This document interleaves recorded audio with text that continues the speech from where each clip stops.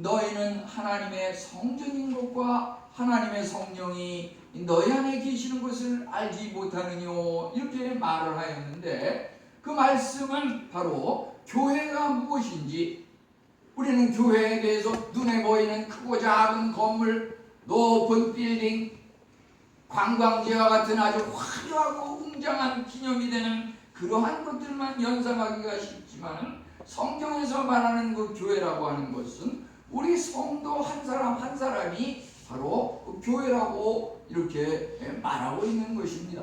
그 교회에는 성령님께서 계셔서 그 성령님을 통해서 빛을 발한다고 하는 것입니다. 우리가 예수님을 믿을 때 하나님의 성도가 되고 하나님의 자녀가 되면 그 성령님의 은혜로 말미암아 성도들에게서 빛이 발한다고 하는 것입니다.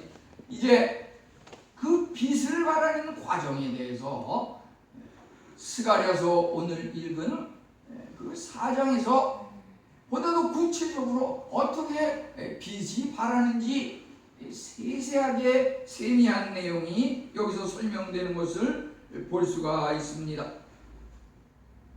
감람나무의 그 기름은 금관을 통해서 기름 그릇으로 가고, 그 기름 그릇에서 다시금 그 금잔대 그 통로를 통해 가지고 그 기름에 불이 붙어서 빛을 발한다고 하는 이 과정이 바로 오늘 제목에 나와 있는 금기름으로 연합한 그 성도라고 하는 그 제목의 내용이라고 볼 수가 있겠습니다. 이와 같은 그 금기름의 빛을 발하는 과정이라고 하는 것은 하나님의 은혜로 진행되는 것이기 때문에 예수님께서 재림하시는 그날까지 끊임없이 계속해서 반복된다고 하는 것입니다. 이제 오늘 말씀 학기의 선지자가 성경을 연구하는 자세에 대해서, 그리고 감람나무의 그 참 의미가 무엇인지에 대해서, 그리고 또 우리 성도들의 값어치가 금보다 귀한 그 성도의 진정한 그 값어치에 대해서 함께 은혜를 나누려고 합니다. 우선 성경 연구의 자세에 대해서, 이것은 어찌 보면 세상이 학문을 하는 그 자세도 다 똑같습니다. 성경에서 말씀하시는 그 하나님의 진리는 우리가 세상에 올바로 적용하기만 하면 그것은 참으로 무엇을 하든지 대박이 터진다고 하는 것입니다. 여기 그 4장 11절로 14절은 그 앞에 4장 1절로부터 10절에 나오는 내용을 다시 한번 요약을 해서 반복하는 그러한 내용입니다. 여기서 이 내용은 이 말씀의 저자인 스가랴 선지자가 천사에게 질문하는 것입니다. 여기 그 천사라고 하는 것은 하나님을 대언하는 그런 분이라고 할 수가 있겠습니다. 우선 어떠한 성경 연구의 자세를 우리가 바라볼 수 있을까요? 우리는 여기서 학생의 모범이 무엇인지, 교사의 모범이 무엇인지, 그들의 그 질문을 통해서 어떠한 답이 거기서 결론 지어지고, 또 그것이 그 질문의 그 내용이 진리가 무엇인지 한번 살펴보아야 하겠습니다. 어찌 보면 상당히 어렵고 대충 이렇게 읽으면 무슨 말인지 잘 모를 수도 있는 그러한 부분들이기 때문에 제가 이 말씀을 이렇게 연휴 기간 동안에 이것저것 이렇게 참고하면서 그림으로다가 또 좀 이해하기 쉽게 이렇게 해봤을 때 많은 것을 깨닫게 되었습니다. 그것은 이 주보 표지에도 나와 있는데요. 이 그림을 갖다가 통해 가지고 그 기름이, 감람나무 기름이 어떻게 해서 교회와 성도에게 빛을 발하게 되는지, 그것이 1, 2, 3, 4, 5 그 과정을 이렇게 그림으로 요약을 해 보았습니다. 여기서 질문하는 것은 첫째, 여기 그 두 감람나무, 이 감람나무가 11절에 보면 무슨 뜻이니까 12절에 가서 다시 또 물어봅니다. 대답이 전혀 없으니까 또 물어봐요. 이 감람나무 그 두 그루의 그 감람나무 그 가지들이 무슨 뜻입니까? 그 천사는 그 선지자의 질문에 대해서 답합니다. 뭐라고 답합니까? 너 정말 그것을 모르느냐? 13절에 보면 이것이 무엇인지 알지 못하느냐? 선지자는 이제 13절에서 내 주여 알지 못하나이다. 우리는 여기서 학생의 자세, 성경 연구의 자세에 대해서 우선 모르는 부분은 질문을 통해서 발부진해야겠다. 그냥 구렁이 담 넘어가듯이 대충 그냥 얼버무리고 넘어갈 것이 아니라 질문을 통해서 답을 얻어야겠다. 궁금한 것에 대해서. 그 질문을 한다고 하는 것이 답을 얻기가 쉽지 않습니다. 답이 뚜렷이 이해가 안 됐을 때는 다시 또 물어봐야 됩니다. 11절에서 물어봤습니다. 이해가 안 되니까 12절에서 또 물어봅니다. 우리가 뭘 물어본다 그래서 답을 그 자리에서 즉석 답을 하고 가르쳐 주는 게 아니에요. 모든 그 진리라고 하는 것은 하나님의 그 진리도 마찬가지입니다. 예수님께서 공생의 기간에 복음서에서 나오는 내용들이라고 하는 것은 비유를 통해 가지고 이렇게 이야기하는 것은 예수님께서 무슨 말씀을 하셨을 때 그것을 즉석 알아듣는 사람도 있지만 무슨 말인지 못 알아듣는 사람이 많은 것입니다. 여기서 감람나무라는 말이 나오는데 도대체 감람나무가 이게 무슨 뜻입니까? 무엇을 의미하는 겁니까? 두 번 계속 물어보고 있어요. 이 좋은 스승, 좋은 부모님이 또 자녀들을 가르칠 때도 마찬가지입니다. 물어보는 것이 중요하고 또 우리 부모의 입장에서는 그 물어본다 그래서 즉석에서 가르쳐줘도 안 되고 어떻게 보면 스스로 뭔가 깨우칠 수 있는 그런 기회를 주는 것입니다. 너 정말 그거 몰라서 물어보니? 정말 모르겠습니다. 이 학생의 자세는 뭐냐면 첫째는 모르는 것에 대해서 질문을 하고 넘어간다고 하는 것, 어떻게 해서든지 알려고 하는 질문을 한다고 하는 그것이 하나의 자세이고, 또 하나는 너 정말 모르느냐라고 물어봤을 때 통 무슨 뜻인지 모르겠습니다. 자기가 모른다고 하는 것을 인정하고 고백을 해야 돼요. 그 선생님 앞에서, 부모님 앞에서. 또 부모님은 물어본다고 해서 즉석에서 가르쳐주는 게 아니에요. 스스로 상당 기간 연구하고 탐구를 통해서 깨우칠 수 있는 기회를 줘야 되는 것입니다. 예수님께서 비유법을 사용하셔서 진리를 전하신 것은 들을 귀 있는 자는 들으라. 듣고도 깨우치지 못하는 사람은 할 수 없는 거예요. 예수님의 말씀이 그렇게 값싼 그런 복음이 아닙니다.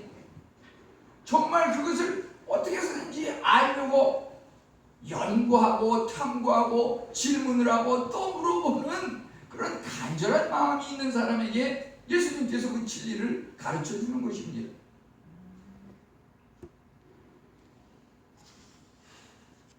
목사님이라고 해서 그 다 아는 거 아니에요. 목사님도 똑같아요. 무슨 뭐 신학대학교 신학대학원 가지만은 졸업을 하고 목사를 딴다고 하는 것이 마찬가지로 그저 점수 한 60점 내지 70점 받으면 다 졸업하고 목사 따는 건데 30% 40%는 모르고 그냥 목사 된 거예요. 목사님이라고 해서 다 아는 거 아니에요. 그래서 평생 연구해야 되는 것이고, 어찌 보면은 여기 그 성경 말씀을 또 우리가 이렇게 나눌 때 그것이 끝난 다음에 인해교회 무슨 예배 공동 카톡이나 이런 게 있는 데서도 거기에 글을 올릴 때 말이죠. 이왕이면 그 말씀과 연관된 또는 이 주보라든지 매월 첫 주에 그 달에 그 성경 읽기 범위가 있습니다. 그러면 그 성경 읽기 범위 중에서 읽고 묵상한 내용에 대해서 은혜를 나누고 질문을 하고 나는 이 말씀을 통해서 이런 내용의 은혜를 받았는데 우리 다른 분들은 또 어떤 은혜를 받았습니까? 이게 은혜를 나누면서 도전을 받고 모르는 것은 또 계속 물어보고 이런 글이 거기에 올라오면 좋겠어요. 무슨 이상한 것은 세상 사람들이 하는 그런 것보다도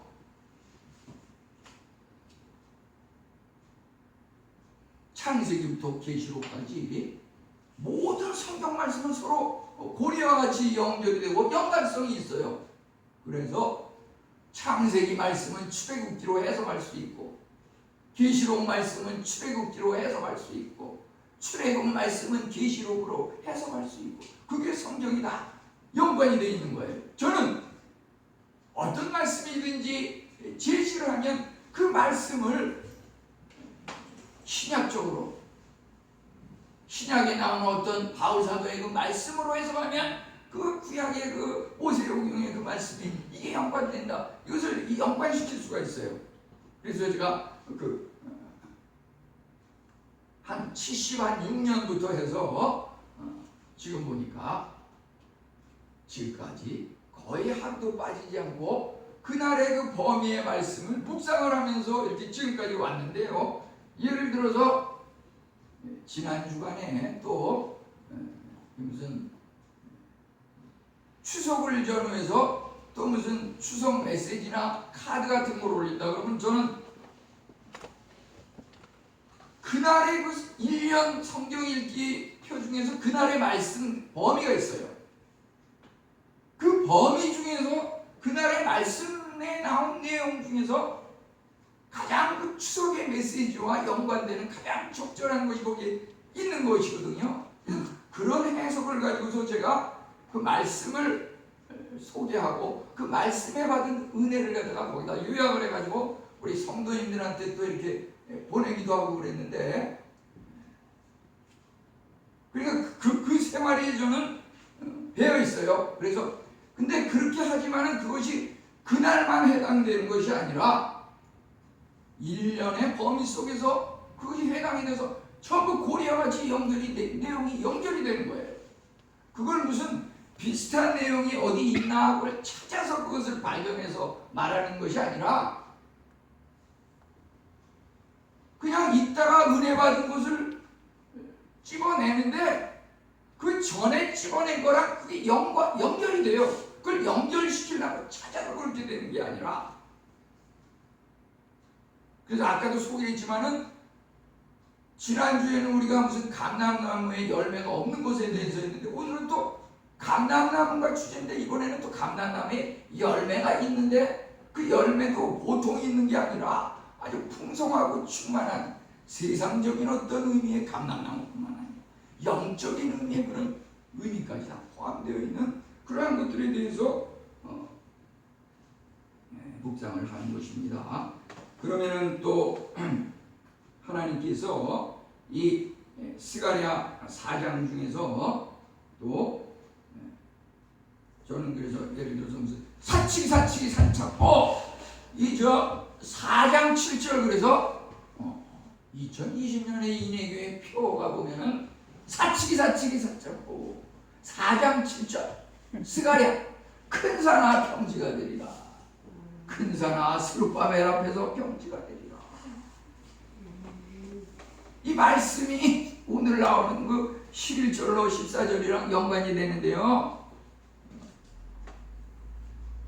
하나님께서 선지자를 통해 스룹바벨에게 성전 건축을, 성전 재건을 명했을 때 그의 앞에 참으로 말할 수 없는 그 어려움과 고난이 앞에 있었어요. 도저히 그것을 재건할 수 없는 그런 상황이었지만은 하나님께서 거기에 6절 7절에 보면은 하나님의 은총으로, 하나님의 은혜로 그러한 산들의 그 장애물을 다 쓸어서 평지가 되게 해서 하나님께서 그 성전을 완성하신다고 하는 것, 우리 현재 진행하는 그 일들 가운데 어떤 중요한 일이 있으십니까?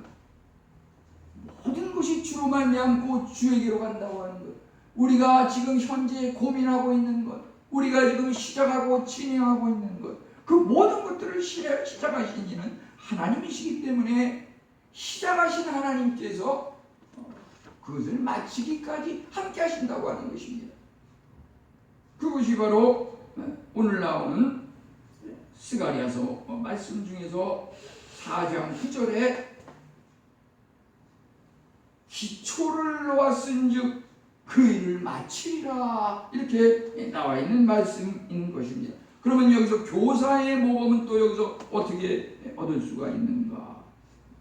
14절에 보면은 기름 부음 받은 자 2명이 있다고 그러는데, 그것은 바로 교사의 한 모형으로서 대제사장 여호수아와 총독 스룹바벨 이 두 사람을 일컫는다고 볼 수가 있겠습니다. 여기서 그 감람나무와도 연관이 되는 대제사장 여호수아는 종교적인 면에서 하나님께서 귀한 직분을 맡기신 사람이고, 스룹바벨은 또 총독으로서, 그 총독이라고 하는 것은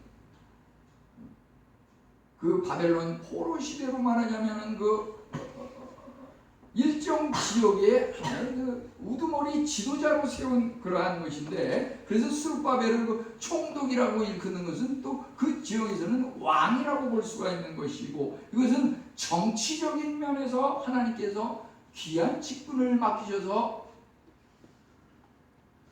여호수아가 대제사장으로서 종교적인 면에서 교회를 지어나간다고 하면은, 또 스룹바벨 총독을 통해서 정치적인 면, 행정적인 면에서 또 지원 협력을 해가지고 성전을 완성하게 한다고 하는 것입니다. 그들이 이러한 일을 완성할 때 보게 되면은 참 교사라고 하는 것은 갈대처럼 연약하고 쉽게 쓰러지고 꺾여서는 안 되고, 감람나무처럼 풍성하고 충실한 열매를 맺으며 그것이 늘 푸르고 아름다운 그러한 모습 속에서 금관을 통해 기름이 흐르게 해서 등잔이 빛을 발하게 한다고 하는 것입니다. 14절에 또 기름 부은 받은 자와 아울러서 주 앞에 서 있는 자라고 하는 그 내용이 있습니다. 주 앞에 서 있는 자라고 하는 것은, 주 앞에, 그것은 바로 만왕의 왕 되신, 주인 되신 하나님 앞에 서 있는 자라고 볼 수가 있겠습니다. 참으로 그 기름은 감람나무를 통해서 공급이 되지만은 실질적으로 만물이 주로 말미암고 하나님의 은혜로 내려온다고 하는 것입니다. 하나님의 은혜로 내려오는 것은 무엇입니까? 우리 인간 세계에서 성육신하신 하나님과 동일한 분이로되 우리 인간이 이해할 수 있도록, 눈에 볼 수 있도록 인성과 신성을 지니신 예수 그리스도, 그분이 또한 그 빛의 근원, 기름을 이렇게 흘려보내게 하는 근원이 된다고 하는 것입니다. 이 교사의 모범이라고 하는 것은 무엇입니까? 제가 이렇게 우리 성도님들 또 이렇게 권사님, 집사님 또 교육자분들도 이렇게 같이 간 일이 있는데요. 이렇게 요 앞에 우리은행 사거리에서 좀 모란 방향으로 이렇게 가다 보면 이쪽에 추어탕집이라고 이 동네에서 그래도 제일 맛있는 걸로 소문이 나는 그 추어탕집이 있는데 그 추어탕집의 그 이름이 뭔지 혹시 기억나세요? 이름이 있잖아요. 뭐 교회가 있으면 뭐 인해교회 뭐 이런 식으로 그 추어탕집이 추어탕이 맛있어가지고 손님들이 많고 주차장도 옆에 널찍한데 그 추어탕집의 그 이름이 뭐냐 이거. 예를 들어서 추어탕집이면 어디 가면은 뭐 남원 추어탕, 어디는 뭐 무슨 뭐 원주 추어탕 뭐 이렇게 있는데 그 추어탕집은 그 이름이 혹시 뭔지 기억나세요? 저는 여기 이 지역에 온 지 한 5년이 아직 안 되고 한 4년쯤 이렇게 됐는데 우리 10년, 20년 이렇게 사셨는데 그 추어탕집 그 이름이 뭐야? 간판이 무슨 추어탕집인지 혹시 기억나는 사람? 이런 거 봐요. 그래요? 그래요. 아니 그러니까 우리 이 방방곡곡 좁은 골목까지 많이 꿰뚫고 계신 우리 혹시 임동원 집사님. 어디 추어탕 지금 말씀하시는 거예요? 아니 여기 사거리에서 그 현대 자동차 서비스 그 옆에 있는 거기 있잖아요 거기. 그 추어탕 집이 아니 혹시 그래요. 하여튼 이렇게 기회가 되면 한번 보세요. 그래서 저는 이렇게 저는 거기를 매일 지나다니니까 그 앞에를 그래서 이제 이렇게 간판이 뭔가 이렇게 보는데 거기에 보니까 대령 숙수 이렇게 써 있어요. 대령 숙수 이렇게 하고서 한자로도 이렇게 써놨어요. 어떻게 보면 상당히 어려운 말이고 어떻게 보면 뭔가 의미심장한 말이기 때문에 이렇게 써놨을 텐데 근데 보통 초탕집식으로 글자를 크게 쓴 게 아니라 아주 조그맣게 써놨어. 대령 숙수 이렇게 써놨는데 그것을 이렇게 보면서 저는 또 한자가 나오면은 한글보다도 조금 친근감이 있어서 이렇게 더 가까이 가서 보게 되는데 그것은 대령이라고 하는 것은 기다릴 대체에다가 령이라고 하는 명령을 기다린다 이런 말이고 숙이라고 하는 것은 뭔가 익히고 닦는 데는 말인데 준비한다는 말인데 그 수라고 하는 것은 이제 손수자인데 명령을 기다려서 손을 갈고 닦아서 이것은 조선시대에 그 궁중의 요리사를 갖다가 대령숙수라고 이렇게 일컬었더라고요. 그러니까 쉽게 얘기하면 뭐 여기 보면은 냉면집에 무슨 수락관 냉면집 뭐 그러는데 수라도 임금님이 먹는 음식은 뭐 수라라 그런다는 식으로 거기는 이제 대령숙수라고 하는 것은 조선시대 임금님 요리사가 이 집에서 그 기술을 배워가지고 한다. 또 뭐 손님들을 이렇게 임금님 모시듯이 깎듯이 정성껏 맛있게 해서 준비해서 이렇게 음식을 추어탕을 만든다. 이런 의미에서 거기에 이렇게 보면은 손님들이 제법 많더라고요. 근데 제가 여기서 이런 것들 예를 듣는 것은 이 성도도 마찬가지예요. 감람나무라고 하는 것도 다 마찬가지인데 학생의 모범은 질문하는 것인데 이제 교사의 모범이라고 하는 것은 대령숙수 임금님의 그 명령을 기다려가지고서 정성껏 음식을 만들어서 이렇게 어떻게 해서든지 맛있게 드시도록 대접을 해야겠다는 그런 거와 마찬가지로 우리 하나님을 믿는 성도들은 또 남을 가르치려고 하는 그런 사람들은 하나님 앞에서 하나님께 가까이 가서 하나님께서 나에게 어떤 명령을 내리시나 그것을 24시간 평생 살아있는 동안 대기를 해야 돼요. 하나님께서 나에게 어떤 명령을 내리시나 그 명령을 받는 순간 내가 음식을 조리하듯이 손을 움직인다고 하는 것은 행동을 한다는 말이에요. 행동. 하나님의 명령을 대기해서 그 명령을 따라서 즉시 즉각 행동에 옮긴다고 하는 것. 결국 교사라고 하는 것이 내가 교육학을 해가지고서 이렇게 잘 가르치는 그러한 것도 굉장히 중요하죠. 그렇지만 참 스승, 참 교사는 하나님, 예수님, 성령님, 삼위일체 하나님을 통해서 그분이 우리 유명한 과거의 책들 중에서도 이럴 때 예수님은 어떻게 하셨을까 이런 것과 마찬가지로 우리가 가르치기 전에 하나님께서 뭐라고 하시는지 그것을 아는 것이 중요한 것입니다. 그래서 하나님 가까이 살면서 명령을 기다려 실행할 준비가 되어 있었다고 하는 것입니다. 이제 이 질문이 뭐라고 도출이 되었습니까? 그것은 금처럼 값진 질문이 도출이 되었는데요. 그 감람나무는 그 안에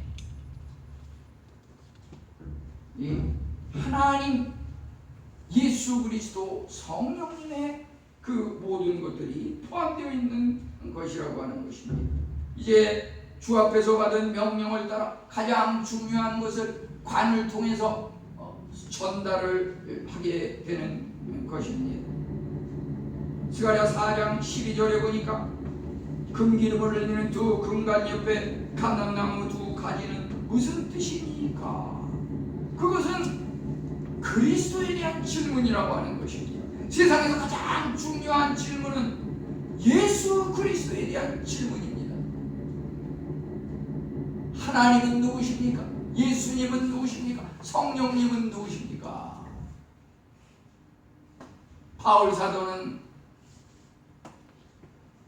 고린도전서 2장 2절에서 예수 그리스도와 그의 십자가에 못 박힌 것 외에는 아무것도 알지 않기로 하였다고 했습니다. 그것은 예수 그리스도와 십자가라고 하는 것이 세상에서 가장 귀하고 값어치 있는 것이기 때문입니다. 우리가 질문을 하는데 엄마 이게 뭐야? 아빠 이게 뭐야? 궁금한 거 자꾸 이것저것 물어보는데 정말 우리는 교사로서 자녀에게 엄마, 아빠, 예수 그리스도가 뭐예요? 예수 그리스도 이러이러한 부분 십자가에 돌아가셨다고 하는데 그게 무슨 의미예요? 이런 질문을 받는 것이 가장 귀한 그런 질문을 받는 거라고 할 수가 있겠습니다. 이제 금기름을 흘리는 감람나무의 의미는 계시록 1장 20절에 일곱 촛대는 일곱 교회니라. 여기서는 영적인 공동체로서 교회를 말하고 있는 것이라고 할 수가 있겠습니다. 다시 한번 이것을 보면은 감람나무의 기름이 금관을 통해서 금 기름 그릇으로 가고 여기서 다시 금 등잔대를 통해서 여기에 그 빛을 발한다고 하는 것입니다. 이 기름은 성령의 영향력을 말하고 있습니다. 교회가 참으로 지속되고 계속해서 빛나게 하고 모든 해야 할 일을 성취하는 것이 기름입니다. 하나님의 영이 떠나면 교회는 쇠퇴하고 하나님의 영이 임하면 교회는 부흥하는 것입니다. 여기 기름 부은 자 14절에 기름 부은 자는 기름 부음 받은 자는 여호수아와 스룹바벨이 하나님으로부터 성령의 기름 부음을 받고 그 직분을 맡게 되었습니다. 대제사장 여호수아와 왕 스룹바벨은 참으로 정치와 종교에 가장 중요한 직분을 맡은 것이고, 그들은 자신의 지혜와 용기와 열심의 기름을 계속 금관을 통해서 긴 금기름이 흐르게 하여 빛을 발하는데 사용하였습니다.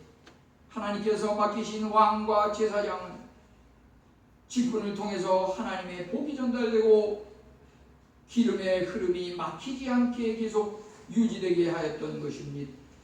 교회의 직분이라고 하는 것, 하나님께서 직분을 맡기신 것은 하나님으로부터 복을 우선 받게 하는 것이고, 내가 하나님으로부터 받은 복을 또 이웃에게 전달하는 그 복의 통로가 바로 직분이라고 하는 것입니다. 교사도 그렇고 집사님, 권사님, 그 모든 직분이 복의 통로로서 주어지는 것입니다. 참으로 이 금관을 통해 가지고 양쪽에 있는 그 두 감람나무와 감람나무 가지는 여호수아와 스룹바벨을 가리키는 것이며, 또 궁극적으로는 그들이 성령의 기름 부음을 받은 것이고, 성령은 이제 예수 그리스도가 부활하신 후 승천하사 하나님 우편에 가실 때 성령과 예수 그리스도가 바톤을 터치해가지고 성령이 내려오심으로 성령의 기름 부음을 받은 것은 결국 예수 그리스도를 통한 성령님의 은혜가 하나님의 은총으로 임했다고 하는 것입니다.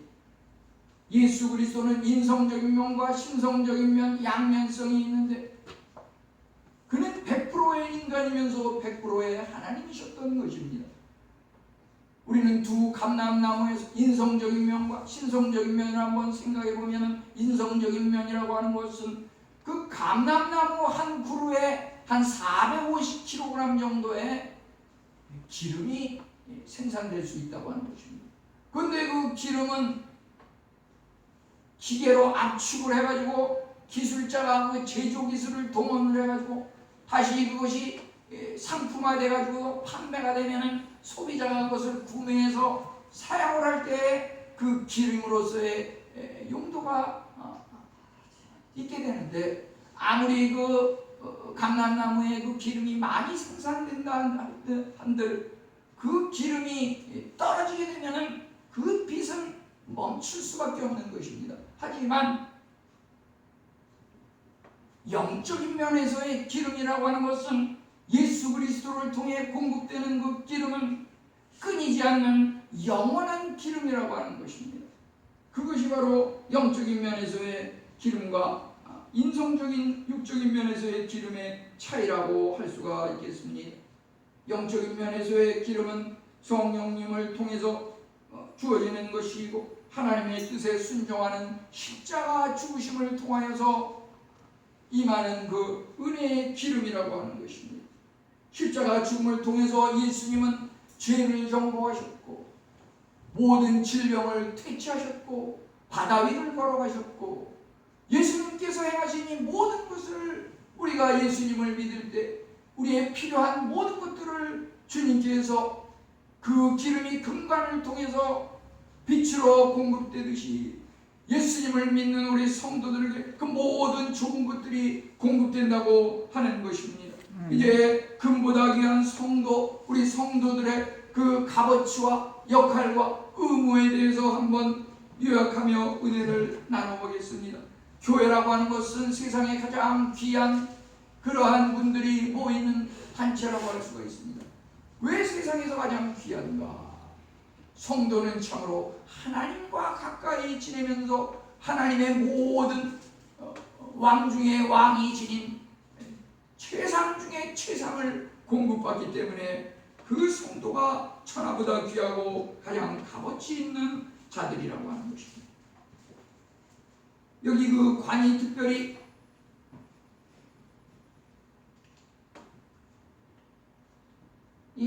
보면은 7개의 그 관이 있습니다. 관이 7개. 7개의 관이라고 하는 것은 완전수, 완전 성도의 완전함을 말하고, 그 다음에 그 관이 금관으로 되어 있다고 하는 것은 귀중하고 값어치 있다고 하는 것입니다. 우리 성도는 각자는 그와 같은 귀중함과 존귀성이 있다고 하는 것입니다. 사사기 7장 9절에 하나님께서 기드온에게 말하기를 미디안 사람을 내 손에 넘겨줬다고 했습니다. 불과 300명의 그 기드온 군사가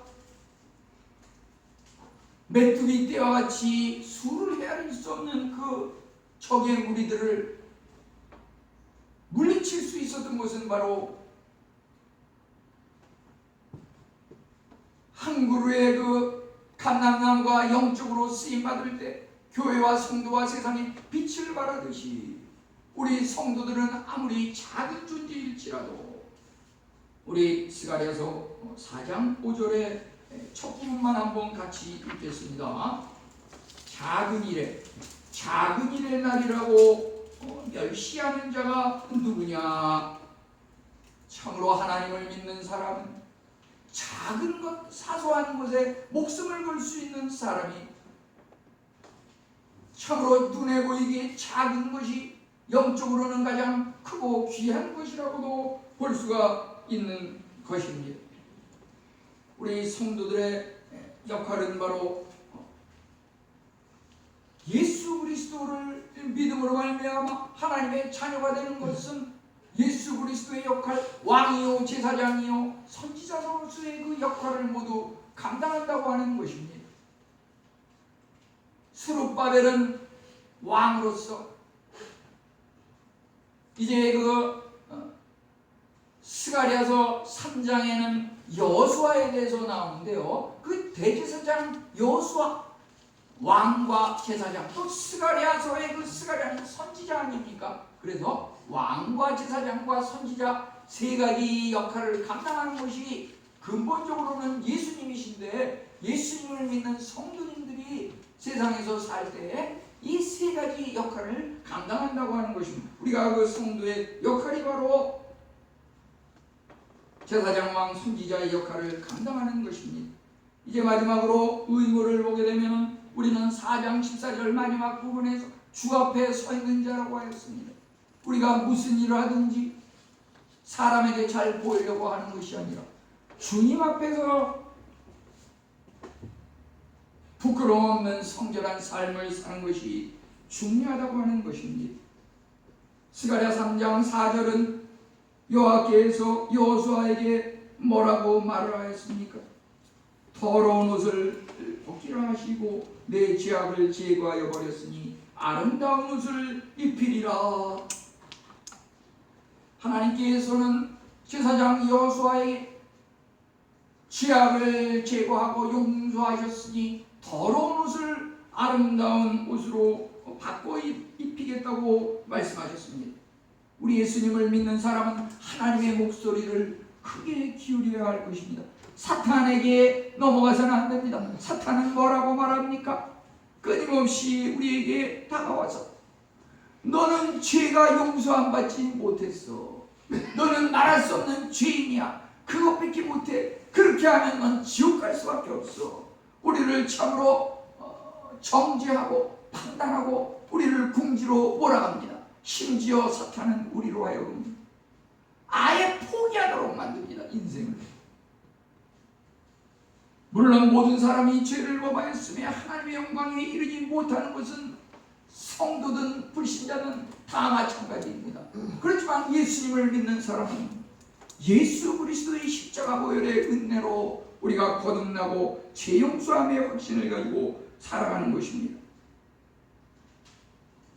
오늘날 참으로 우리나라는 물론 자랑스럽게 생각하지만은 방탄 그 소년단이라고 하는 그들이 요즘 노래를 한 번 하면 세계 1위로 이렇게 뜬다고 하는데, 오늘 그 말씀과 이렇게 연관시켜가지고 그 제목이 보니까 불타오르네 뭐 그런 그 제목이 있어가지고 그 가사를 유심히 한번 살펴보고 묵상을 해봤어요. 그 이제 노래는 직접 들어도 너무 빨라서 무슨 말을 하는지 모르겠더라고요. 그 가사들을 보면 참으로 불타고 노래라고 하는 그 노래의 가사를 보면 만신창으로 취했어. 맛이 같지, 미친놈 같지, 억만진창, 멋대로 살아도 싹 다 불태워라. 용서할게. 물론 그들은 그렇게 노래하지 않았어요.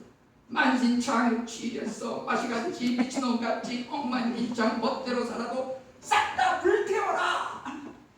근데 그 끝날 때 뭐라고 끝나냐면 용서해 줄게 이렇게 하고 끝나는데, 그래서 보면은 물론 젊은이들이 희망의 메시지를 준다고 하지만은 거기에는 세상 죄악과 짝하면서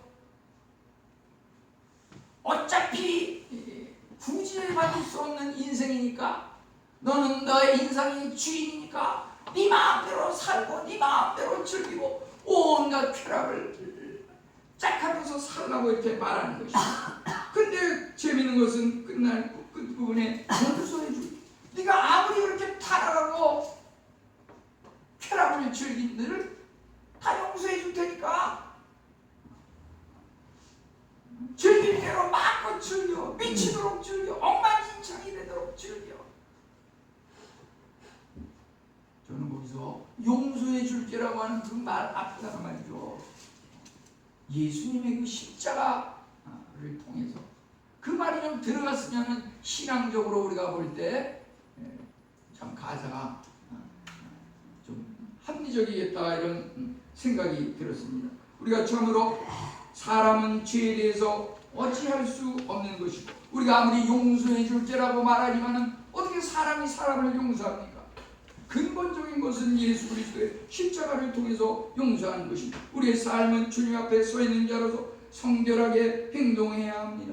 예수 그리스도의 그 금기름을 통해서 공급받는 그 기름이 참으로 금관을 통해서, 금잔대를 통해서 불을 밝히는 것 같이 우리의 삶 속에서 너희는 세상의 빛이라. 우리 성도가 세상에 비칠 수 있는 것은 요한복음 1장 9절에서 참빛 대신 사람들에게 빛을 비추는 예수 그리스도의 그 빛으로 말미암아 우리가 세상의 빛이 될 수가 있는 것입니다. 금기름을 예수님을 통해서 공급받은 자로서 어둠을 밝히는 세상의 빛으로 살아가시는 우리 모든 성도님들이 되시기를 축원합니다. 네, 하나님 감사합니다.